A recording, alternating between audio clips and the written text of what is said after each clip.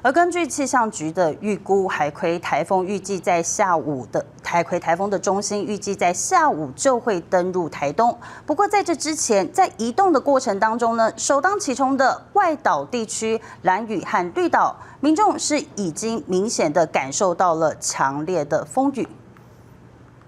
而画面上可以看到，兰屿岛上的野游村已经吹起了强风大浪。有民众上传风雨画面，表示为了确保安全，兰屿乡各教会的聚会活动今天全面暂停。而另外，我们也可以看到，在绿岛的街道上也是相当的冷清。民众担心台风来袭会影响外出采购民生物资，超商的食品货架上，今天一早也已经几乎被抢购一空。